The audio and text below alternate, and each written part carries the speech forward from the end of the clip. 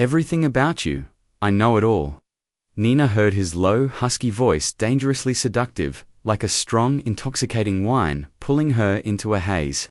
She panicked, unable to pinpoint which part of his words had made her cheeks burn so fiercely. All she knew was that her heart was pounding so wildly she didn't dare meet his eyes.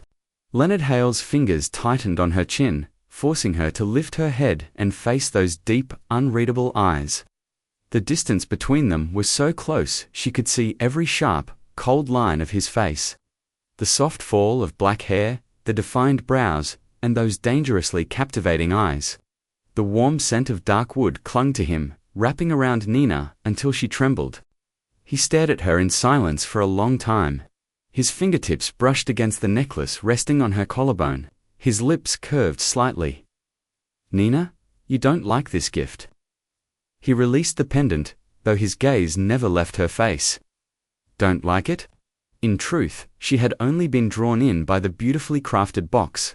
She hadn't expected the gift inside to be something he personally chose, something he personally designed just for her. Yet she had stupidly blurted out, "I don't like it." He froze for a moment. "You really don't? I had this piece custom-made for you. And you say you don't like it?" Nina said nothing, she just wanted to see his reaction. But she didn't expect that only seconds later, he would abruptly stand up, yank off his tie, and stride straight toward the study.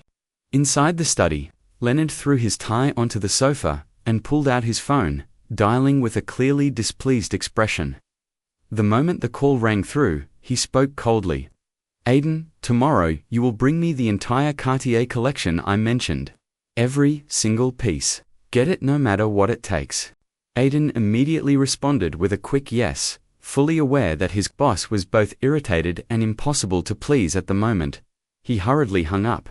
Knock, knock. Nina pushed the door open. The study was nothing like she imagined, spotless, neat, and meticulously organized.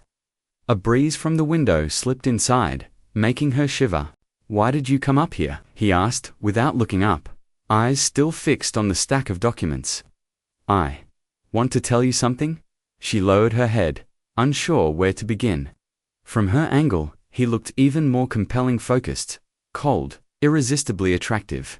He set his pen down and lifted his gaze. His eyes softened when he saw her standing there, hesitant. "Come here." Nina stepped closer to the desk. It was already past 7 p.m., and he still hadn't eaten.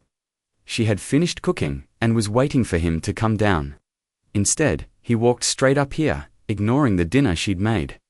"I made some food. You should eat. It's late, it's not good for you. You're worried about my health. Because you haven't eaten yet. My husband." Her voice grew softer, her face hotter. He stood, closed the document folder, and took her hand, guiding her toward the kitchen. "You don't get to refuse. Your stomach was growling so loudly downstairs. That's your fault, my fault. Let's go eat."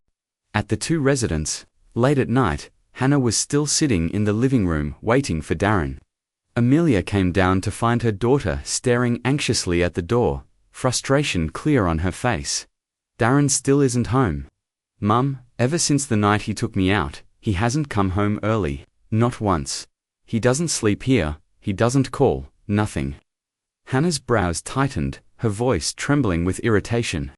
"Sweetheart, don't scowl like that. Men get scared when they see that look. But look at this. My husband, where is he? What is he doing? Do I know anything? Not even one phone call." Hannah's voice cracked, tears threatening. Outside, unsteady footsteps approached. Darren staggered in, drunk, shirt wrinkled, breath reeking of alcohol. "He's home." Hannah rushed toward him, but Darren, glassy-eyed, barely conscious, muttered, "Nina, you came back. Good. I won't ever let you leave me again." Hannah froze, her entire body drained of strength. She slapped him hard. "Nina. In your eyes, it's always Nina. Do you even remember, you have a wife?" Darren laughed, yet tears streamed down his face.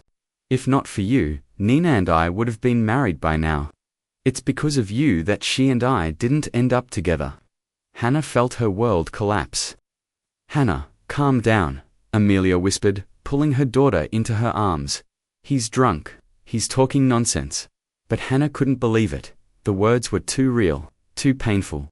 Alcohol only stripped away the last wall Darren had been hiding behind, revealing the truth he had buried deepest in his heart.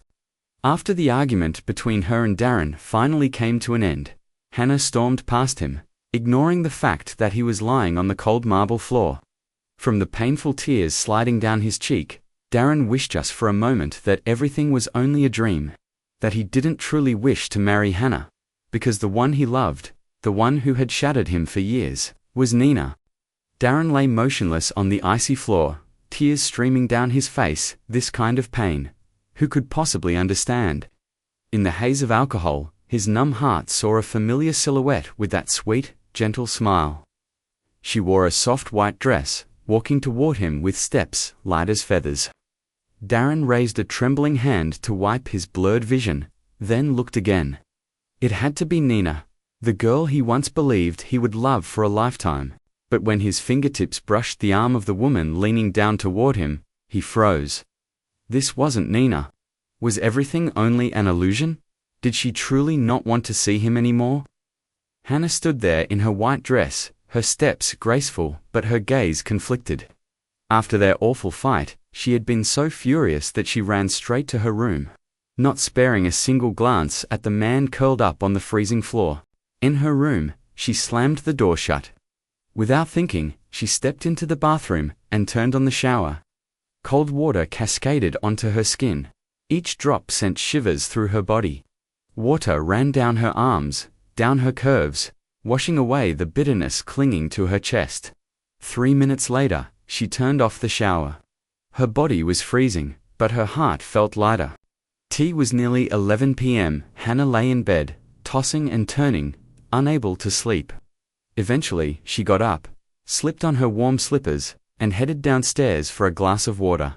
Ever since they got married, Darren had been spending nearly all his time at the office except for the few occasions Hannah deliberately arranged. If he ever came home, it was only to grab something then leave again. After a month of marriage, Hannah felt like they were strangers. The title of Darren's wife was just surface level. There was no affection, no warmth, nothing that resembled a real marriage. Her soft footsteps tapped against the stairs. Her gaze drifted toward the man lying on the floor. Her heart clenched. A cold breeze swept through the hallway, lifting strands of her hair as she stopped beside the icy tiles. Hannah looked down at him, this drunken, helpless man, and something inside her softened. She crouched down and tried lifting him. Darren's strong, heavy body slumped against her shoulder, completely unresponsive. "Darren, let me take you upstairs. It's freezing down here. You'll get sick. Please, come with me." With quiet determination, Hannah supported his weight and slowly guided him back to his room. Finally, he collapsed onto the bed, pulling her down with him. This was only the second time in a month they had fallen asleep together. "Darren, did you know?" Her whisper trembled.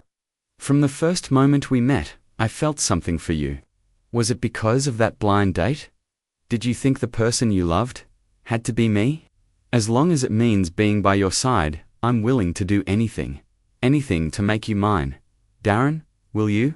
Open your heart for me. Please, forget Nina, please. I don't even know what I mean to her anymore. Just love me. That's all I need." Before she even finished speaking, their bodies instinctively pulled closer. They held each other in the darkness and drifted into sleep.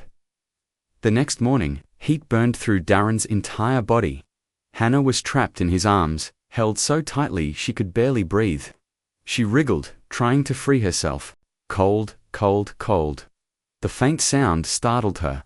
His body was shaking violently, his skin blazing hot, yet trembling like he had been left in winter frost. She pressed her palm to his forehead. He must have caught a cold. Hannah quickly pulled the blanket up to cover him before rushing out to grab a thermometer. When she took his temperature, it beeped sharply. She looked at the number. No way. 39 degrees. Her hands shook so hard she nearly dropped it. Grabbing her phone, she dialed a familiar number. "Mrs. Hannah, is there something you need? Come to my house right now. My husband has a high fever. Hurry if you're late, I won't forgive you."